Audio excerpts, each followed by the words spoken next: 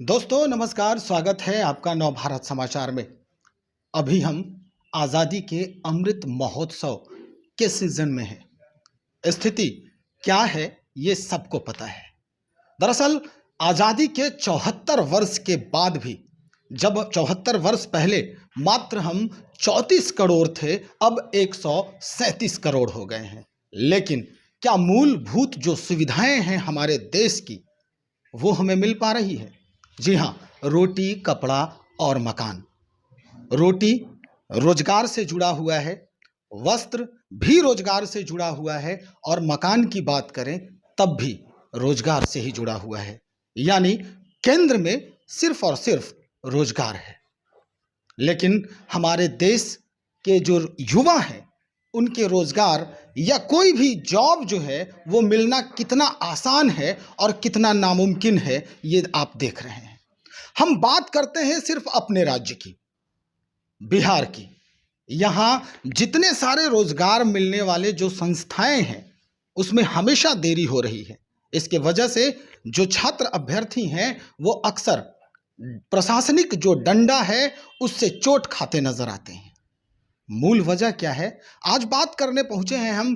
पालीगंज के युवा विधायक हैं, इनका भी लगाव हमेशा से युवाओं के साथ रहा है। ये भी स्टूडेंट रहे, आज भी खुद को ये छात्र ही मानते हैं, जैसा कि इनके हाव भाव से समझ में आता है।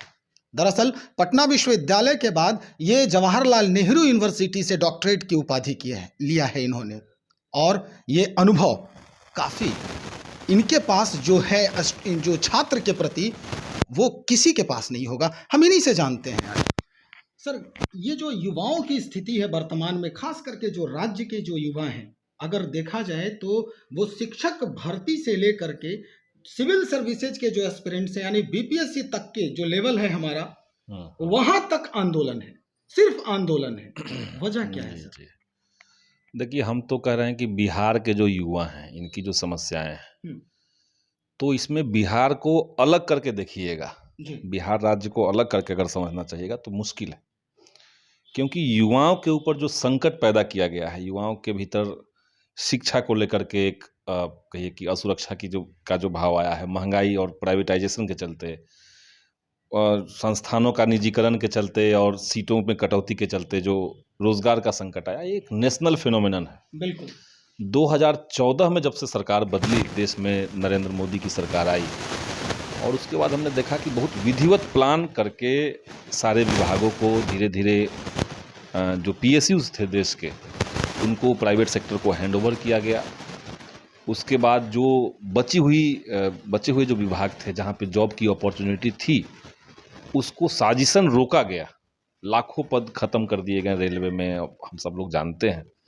तो ये तो कहने की बात नहीं कि ये नेशनल फिनोमिनन है। बिहार की अगर बात कीजिएगा तो यहाँ पे भी संकट है, जैसे बाकी राज्यों में भी है। बिहार में अलग अलग जो आयोग हैं, जो अलग अलग विभाग हैं, उसके माध्यम से जो बहालियाँ होती है, चूँकि आपके यहाँ एजुकेशन का मॉडल बहुत बढ़िया नहीं है, बिहार के अंदर हायर एजुकेशन बढ़िया नहीं है, तो आयोग की जो बहालियाँ हैं उसमें भी गड़बड़ी आती है। उसका भी एक लिंक है, दोनों में जुड़ाव है। तो जब अराजकता आपका शिक्षा विभाग में होगा तो वो दिखेगा आपको अराजकता बाकी चयन विभागों में भी। तो एक बिहार का संकट का मूल जड़ यहाँ पे है। 17 साल से बिहार में एनडीए की सरकार रही है। अभी तो कुछ दिनों पहले बिहार में सरकार बदली, लेकिन एक जो काम करने का ढर्रा बिहार के अंदर बना हुआ था कि जो आयोग बहाली लेने वाला है, उसकी सरकार के प्रति या जनता के प्रति जवाबदेही जो है वो कम कर दी गई। कोई जवाबदेह नहीं रखा गया उनको।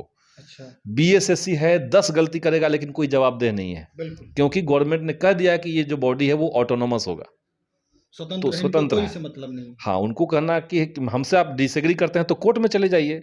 तो हर बहाली कोर्ट में जाकर के फंस जाता है।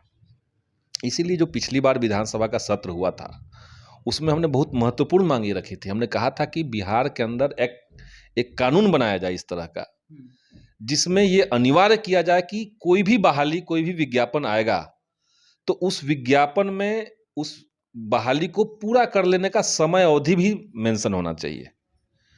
आप बीएसएससी से सीजीएल 3 का बहाली लेकर के आए हैं, आप कह दीजिए ना कि हम 2 साल में पूरा करा देंगे। ये कहना पड़ेगा। यानी आप अगर कहना चाह रहे हैं सर कि विधायिका जो है उसकी उसका जो कोई अंकुश है कार्यपालिका पर अब नहीं रहा बिहार में। नहीं, हम ये नहीं कह रहे हैं, हम कह रहे हैं कि वो तो है ही। अल्टीमेटली सारे आयोग जो हैं वो गवर्नमेंट के किसी न किसी विभाग के तहत ही होते हैं, लेकिन एक रिलेटिवली ऑटोनोमस स्टेटस उनका होता है, एक सापेक्षिक स्वायत्तता उनकी होती है। जी। तो इसके कारण से अगर ये कानून बने तो ये युवाओं के लिए काफ़ी अच्छा रहेगा। एक कैलेंडर जारी हो और कैलेंडर को फॉलो किया जाए। अब दिक्कत क्या होती है कि कोई एक बहाली अगर चला, 2014 में बीएसएससी का बहाली आया, तो मेंटेनेंस ठीक तरीके से हो और ये नियम बन जाए कि आपको अपने बहाली को पूरा करने का समय देना होगा। ये हमने मांग पहले भी रखा था, इस सरकार से भी हम बात करेंगे इस मामले में। लेकिन जहाँ से आपने बात की शुरुआत की थी पहली बात में, सरकार कह रही कि अमृत महोत्सव है। अमृत काल में देश प्रवेश कर चुका है। 15 अगस्त के बाद देश जो है वो अमृत काल में जा चुका है। ये जो बात कही गई, फैलाई गई, मुझे लगता है कि इस दौर का सबसे क्रूर मजाक यही है। जब सत्ता के नियंत्रण से नफरत का जहर समाज में घोला जा रहा है और उसको आप अमृत कह लीजिए, आप जहर फैलाइए और अमृत कहिए, आप राम राम कहिए और नाथू राम को प्रमोट कीजिए। ये तो अद्भुत तरह का संकट का दौर ये चल रहा है देश के अंदर ना।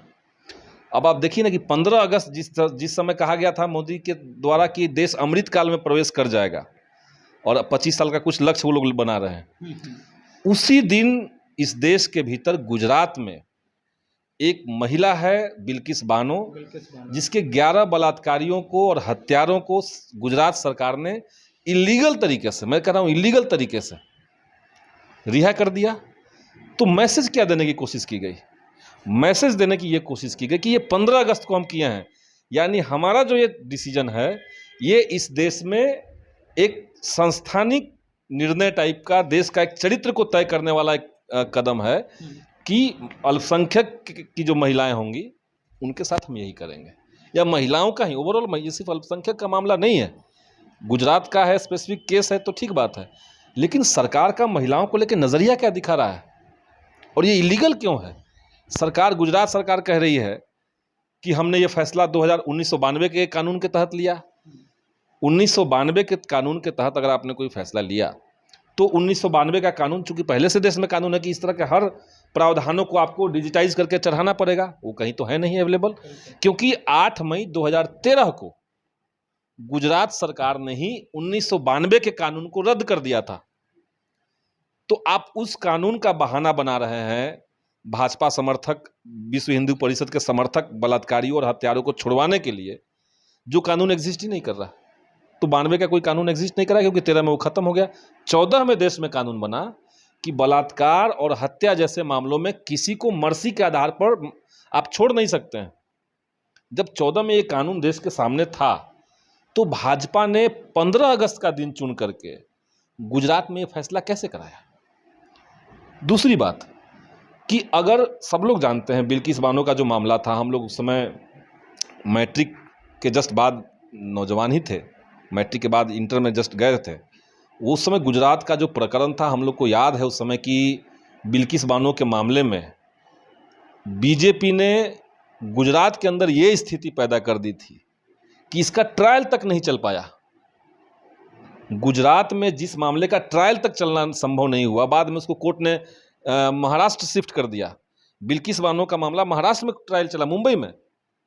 तो जिस राज्य के अंदर ट्रायल तक चलना संभव नहीं था, उस राज्य सरकार को यह अधिकार किसने दिया कि आप इस मामले में दोषियों को छोड़ दें, जेल से बरी कर दें?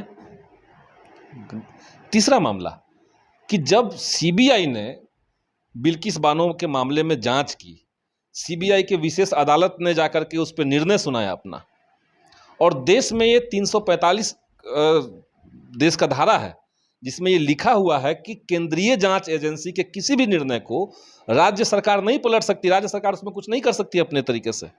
हम सब लोग जानते हैं कि राजीव गांधी की जब हत्या हुई थी, उस मामले में जयललिता की सरकार ने तमिलनाडु में जब हत्यारों को छोड़ दिया था तो सुप्रीम कोर्ट ने कहा कि नहीं, आप नहीं छोड़ सकते हैं क्योंकि सीबीआई ने उसका जांच किया, सीबीआई ने सजा दिया है, तो आपको केंद्र सरकार से बगैर पूछे परमिशन लेना पड़ेगा। तो वो रद्द हो गया था मामला। वही चीज गुजरात में दोहराया जा रहा है, तो कोई सवाल क्यों नहीं बन रहा है?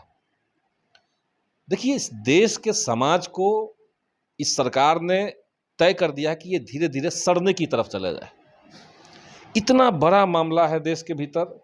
11 बलात्कारी खुलेआम बाहर निकले, उनको विश्व हिंदू परिषद के लोगों ने माला पहनाया, मिठाई खिलाई, पैर छुआ, महिलाएं आकर के पैर छू रही हैं। क्या संदेश दे रहे हैं कि समाज में इस तरह के व्यक्तियों का सम्मान अब होगा। ये तो मनुस्मृति है। मनुस्मृति ये कहता है कि महिलाएं होती ही इसलिए है कि वो घर में खाना बनाए, उनके साथ कोई भी गलत करे तो कर सकता है। और ऊपर से बीजेपी के विधायक ने कह दिया कि ब्राह्मण है तो उनके साथ अच्छे संस्कार होंगे। ये जो देश को गंदगी की तरफ धकेलना है, इसलिए मैं आपकी उस बात से सहमत नहीं हूं कि युवाओं का जो अल्टीमेट लक्ष्य है वो एकमात्र रोजगार है। आप रोजगार लेकर के इस तरह के सड़े हुए समाज में रह के करेंगे क्या। इसलिए लोकतंत्र, न्याय, ये सबसे बेसिक चीज है। जैसे इंसान को जीने के लिए हर दिन रोटी चाहिए, वैसे ही किसी देश के लोकतंत्र को जिंदा रहने के लिए हर दिन न्याय चाहिए। न्याय एक दिन का चीज नहीं है। और बिल्किस बानो के मामले में जो हुआ वो इस देश में बहुत अनफॉर्चुनेट है और पूरी दुनिया में इसकी थू-थू हो रही है। मतलब ये कहना चाह रहे हैं कि हम अमृत महोत्सव काल में जो प्रवेश किए हैं वो अमृत महोत्सव नहीं बल्कि ये विश्व महोत्सव इसको कहना जायज होगा। जो जिस तरह का माहौल हमारे देश में बन गया है और ख़ास करके जो युवा हैं हमारे, इसके जद में आ रहे हैं और परेशानियों का लगातार सामना करते नजर आ रहे हैं। निश्चित तौर से विश्व महोत्सव क्या कहिए कि ये हत्या का उल्लास। हर दिन देश में किसी न किसी संवैधानिक संस्थान का, किसी न किसी संवैधानिक मूल्य की हत्या हो रही है। सीरियल किलर है बीजेपी जो है, वो सीरियल किलर है। हर दिन किसी न किसी की हत्या हो रही है। व्यक्ति की भी हत्या हो रही है, संवैधानिक संस्थानों की हत्या हो रही है, संवैधानिक मूल्यों की हत्या हो रही है। देश में, देश के संविधान की जो आत्मा जिसको कहते हैं, संविधान का प्रियम्बल, उस प्रियम्बल का जो इसेंस है, देश का धर्मनिरपेक्षता, देश का समाजवाद, इन सब की तो हत्या हो रही है। नहीं तो कोई सरकार जाकर के सुप्रीम कोर्ट में कर रहा है, जो समझिए कि दुनिया में जिसमें सबसे ज़्यादा भूखमरी की स्थिति पैदा हुई है, वहाँ जाकर के कोई सरकार सुप्रीम कोर्ट में कह रहा है कि आप देश के अंदर ये कानून बना दीजिए कि कोई किसी को कुछ मुफ्त में नहीं मिलेगा। लेकिन ये वही सरकार है जो मुफ्त में कॉरपोरेट्स को खरबों रुपए दे रही है हर महीने, हर साल, लेकिन गरीबों को राशन दे रहे हैं तो इनको नहीं पच रहा है। तो ये तो सरकार पहले से ही कही कि खत्म है। हम तो कह रहे हैं कि ये साजिश के तहत चलने वाली सरकार है। साजिश के बगैर इस तरह का सरकार नहीं चलता है। बिहार की अगर बात करें तो हम फिर घुमा के वहीं पे ला रहे हैं रोजगार की बात। रोजगार दर जो है वो काफ़ी कम है अन्य राज्यों की अपेक्षा। अगर देखा जाए तो अपने राज्य की जो इसका जो रेशियो है वो काफ़ी कम है। सर, आप एक युवा नेता हैं, आप भी छात्र रहे हैं, एक प्रतिष्ठित संस्थान में आपने अध्ययन भी किया है, आप भी अध्यापन से जुड़े थे। सिविल सर्विसेज ने आपको सेलेक्ट किया था, बीपीएससी ने आपको सेलेक्ट किया था, लेकिन आप युवाओं को देखकर, अपने समाज को देखकर आपने उस नौकरी को भी ठुकरा दिया। अब क्या लगता है सर, हमारे जो युवा हैं जो समाज में भटक रहे हैं, जिसे एक ट्रैफिक पुलिस की आवश्यकता है, इधर जाएं कि इधर जाएं, उसे खुद नहीं पता, वो ट्रैफिक पुलिस के इंतज़ार में है, उसको आप कैसे हैंडल करेंगे? हम तो ट्रैफिक पुलिस की भूमिका में हम क्यों रहेंगे। हम तो रोजगार के मामले में, लोकतंत्र के मामले में, अलग अलग सवालों पे जो जन आंदोलन हो रहे हैं, उन तमाम जन आंदोलनों में मैं व्यक्तिगत रूप से भी, और हमारी पार्टी तो इसी के लिए जानी जाती है। भाकपा माले का तो बिहार में कहिए कि संघर्ष करते हुए ही जन्म हुआ। कोई बनी बनाई एसी रूम में बैठ करके कमेटी गठित करके तो हमारी पार्टी है नहीं। खेत खलिहानों में संघर्ष करते हुए, मान सम्मान की लड़ाई, बराबरी की लड़ाई, समानता का संघर्ष, ये सब करते हुए पार्टी डेवलप यहाँ तक आया है। और आज के समय में नए नए जो संघर्ष के मोर्चे खुले हुए हैं, उन तमाम मोर्चों पर रह करके हम तो चाहते हैं कि कलेक्टिवली बिहार के जो यूथ हैं वो इन मुद्दों को लेकर के कलेक्टिवली संघर्ष करने का एक जज्बा बनाए, एक रोड मैप बनाए। हम तो उसमें तैयार ही हैं। हमने तो कई दफ़ा इसको लेकर के बैठक भी की थी। सर, आंदोलन ही एक सही रास्ता है रोजगार पाने का राज्य में? देखिए, सिर्फ आंदोलन नहीं है। आंदोलन तो मान लिया युवा लोग करेंगे, युवा तो बैठ करके पॉलिसी नहीं बना रहे हैं। और मैं जहाँ पे, जो मेरी स्थिति, हम तो दोनों साइड में हैं। हम तो युवाओं के आंदोलन में भी हैं और सरकार को सही बात कम्युनिकेट करने की भी जगह पे हैं। उस फर्ज को हम लोग निभाने की कोशिश भी करते हैं। तो सिर्फ युवाओं की बात नहीं है। देखिए, बिहार में तो हिस्टोरिकली देखिएगा तो झारखंड के अलग होने से रिसोर्सेज की तो कमी है। अगर आप बालू को हटा दें बिहार से, जो अपने आप में भारी सरदर्द है, पर्यावरण के लिए भी उतना संकट है, समाज के लिए भी उतना संकट हो रहा है।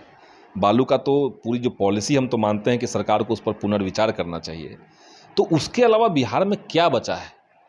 हम तो यही चाहते हैं, सरकार से का भी ये इच्छा होना चाहिए कि रोजगार के और भी माध्यम बिहार में डेवलप हो। बिहार सरकार जो जॉब देगी वो तो मैक्सिमम मान के चलिए कि आप 10 लाख जो अभी कह रही है सरकार, 10 लाख तो अभी का मैक्सिमम रोजगार हो सकता है। नौकरियों बहालियों के मामले में, हम नौकरी के मामले में हम कह रहे हैं, लेकिन बिहार में 10 लाख से कुछ नहीं होने जा रहा है। ये जो केंद्र ने कहा था कि हम 2 करोड़ नौकरी देंगे, और उस कहने के बाद कई साल हो गए, मतलब 7-8 साल हो गए, आपको 16 करोड़ जॉब दे देना चाहिए था, लेकिन ये लोग जॉब क्या देंगे? कल मैं आंकड़ा देख रहा था कि सारे PSUs में जितने भी सार्वजनिक संस्थान हैं, सार्वजनिक क्षेत्र के जो उपक्रम हैं, उन तमाम सेक्टर्स में हर किसी में 3,000, 5,000, 8,000, 10,000 इतना करके जॉब पिछले 2 साल में, सिर्फ 2020 और 2022 की मैं तुलना कर रहा हूँ, सब जगह कम हो गया है। जो बहालियाँ अब आ रही हैं सब ठेके पे आ रही हैं, तो सेंट्रल गवर्नमेंट इसके लिए जवाबदेह है। तो हम तो कह रहे हैं कि लड़ाई जो है वो हस्तिनापुर बचाने की है।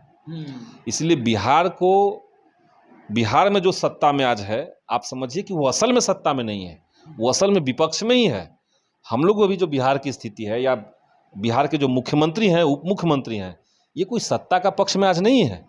जो देश की स्थिति बनी हुई है, जिस तरीके से संघीय ढांचे पे खतरा है, स्टेट की अपनी ऑटोनॉमी जिस तरीके से खत्म की जा रही है, संविधान में लिखा था कि कौन से चीज पे कौन कानून बनाएगा, कृषि को समवर्ती सूची में रखा गया, शिक्षा को समवर्ती सूची में रखा गया, तो इसलिए रखा गया कि राज्य भी उसमें हस्तक्षेप कर सकते हैं। लेकिन नरेंद्र मोदी की सरकार किसी भी राज्य के किसी भी अधिकार को वहां की सरकार को प्रैक्टिस नहीं करने दे रही है, सबका GST रोक के रखा हुआ है ऊपर। तो ये जो संकट के समय में, तो हम लोग असल में विपक्ष की ही ताकत है, और बिहार में जो विपक्ष में बैठे हुए हैं भाजपा के चंद लोग भगवा गमछा लेकर के, ये लोग सत्ताधारी हैं, ये लोग देश के ऊपर संकट पैदा किए हुए हैं। तो हम तो कह रहे हैं कि युवाओं को आज के समय में बिहार में अपनी जो लड़ाई है, आपकी जो मांग है, उसको उठाते हुए सेंट्रल गवर्नमेंट जो है, फांसीवादी सरकार, सांप्रदायिक सरकार, जनविरोधी सरकार, बेशरम सरकार कहिए, इस सरकार के खिलाफ मोर्चा खोलना चाहिए, जिसने न मीडिया को छोड़ा, न जुडिशियरी को छोड़ा, जिसने सारे प्लेटफॉर्म पे अपना कब्जा जमा लिया है। देश में कोई भी इनसे एग्री नहीं करते हैं, जो सरकार इनसे डर नहीं रही है, वहाँ तुरंत ED लगा दिए, तुरंत CBI लगा दिए। CBI ED क्या है भाई? इस देश का संवैधानिक संस्थान है, वो किसी पार्टी का जेब का चीज़ थोड़ी है। लेकिन मोदी जी को लगता है कि उनका जेब का है, जेब की तरह इस्तेमाल भी कर रहे हैं। चुनाव आयोग का ही उस तरीके से इस्तेमाल हो रहा है। सर, तो आखिर संकट गहरा है, युवाओं को बड़े पिक्चर को भी देखना पड़ेगा। हम ये मानते रहेंगे कि हमको रोजगार चाहिए बस, और कुछ नहीं सुनना है, मोदी पे हमको सुनना ही नहीं है, हमको इस सरकार जो गलत कर रही है उस पर बात ही नहीं करना है। देश के सुप्रीम कोर्ट में क्या चल रहा है, कल जो पुराने जो चीफ जस्टिस थे वो जब रिटायर हुए तो उन्होंने क्या कहा, इससे अगर युवाओं को मतलब नहीं होगा तो हम मुल्क बचाएंगे कैसे? बिल्कुल सर, पढ़े लिखे नौजवानों को तो जानना चाहिए। सही बात। तो इसलिए रोजगार के साथ साथ लोकतंत्र और जस्टिस, इसके लिए भी लड़ाई युवाओं को ही लड़नी पड़ेगी, इसके लिए कोई दूसरा लोग नहीं लड़ने आएंगे। नहीं लड़ने आएगा जी। एक आखिर में एक सवाल और है कि आप बार बार जी ये कहते सुने जा रहे हैं कि असल लड़ाई जो है वो हस्तिनापुर की है, तो मगध साम्राज्य को दरकिनार करके हस्तिनापुर पर जीत पाना क्या मुश्किल है या फिर आसान है? देखिए, मगध साम्राज्य को दरकिनार करने की बात नहीं है, बल्कि मगध साम्राज्य का जो ताकत है वो देश के बाकी तमाम ताकतों को इकट्ठा करके हस्तिनापुर पर चढ़ाई करेगा। लेकिन अभी तो बिहार वही में हो जो रहा है। सरकार बदला, ये सरकार समूची देश के समूचे राजनीतिक पार्टियों के अंदर जो मोदी सरकार के गलत फैसले के खिलाफ लड़ना चाहती है, उन तमाम ताकतों को कॉन्फिडेंस दे दिया है। बिहार में जो सत्ता परिवर्तन अभी हुआ, आप देखिए ना, पश्चिम बंगाल में जो विपक्ष की सरकार है, महाराष्ट्र में जो लोग हैं, सब जगह से ये बात है। इसलिए बिहार ने एक बार फिर से समूचे देश को एक नई रोशनी दे दी है, एक नया उम्मीद दे दिया है कि इस तरह से भी हो सकता है। बाकी सब जगह पे ऑपरेशन लोटस चल रहा था, और वही ऑपरेशन लोटस जब बिहार में आया तो यहाँ लोटस का ही ऑपरेशन हो गया, लोटस का ऑपरेशन हो है ना, और वो भी बिना निर्ममता से ऑपरेशन हुआ। एक कोई आप समझिए कि देश के अंदर हाल फिलहाल में जितनी भी सरकारें बदली, वो चाहे आप कर्नाटक को लीजिए, मध्य प्रदेश को लीजिए, गोवा को लीजिए, महाराष्ट्र को लीजिए, सारी जगहों पे सरकार के बदलने में अरबों और खरबों रुपए के वारे न्यारे हुए पैसे, सीबीआई और ईडी का इस्तेमाल हुआ। बिहार में सत्ता परिवर्तन हुआ तो क्या इस्तेमाल हुआ? अठन्नी इस्तेमाल नहीं हुआ, लेकिन हो गया क्योंकि वैचारिक आधार पर ये सत्ता परिवर्तन हुआ है। देश को बचाने और संविधान को बचाने के लिए सत्ता परिवर्तन, यानी यही असल ताकत है मगध साम्राज्य की। यही ताकत है। चलिए सर, बहुत शुक्रिया आपका। तो ये संदीप सौरभ जी हमारे साथ जुड़े हुए थे, पालीगंज से विधायक भी हैं और काफ़ी कुछ जानकार भी हैं। बहुत कुछ इन्हें जो ज़मीन से जुड़ी हुई बातें हैं, ख़ास करके युवाओं के प्रति और अपने आसपास के जो समाज हैं, देश और दुनिया है, इसकी भी जानकारी बखूबी ये रखते नज़र आते हैं। और सबसे बड़ी चिंता यही है इनके साथ। हम इन्हीं मुद्दों पर आज इनसे चर्चा कर रहे थे। ये चर्चा आपको कैसी लगी, हमें आप इनबॉक्स में ज़रूर बताएंगे। अगर आपके कुछ सवाल भी होंगे इस चर्चे के ऊपर, तो आप सवाल भी हमसे पूछें। संदीप सर से हम आकर फिर से उसका जवाब मांगने का प्रयास करेंगे। आप बने रहें हमारे साथ। बहुत बहुत शुक्रिया आपका।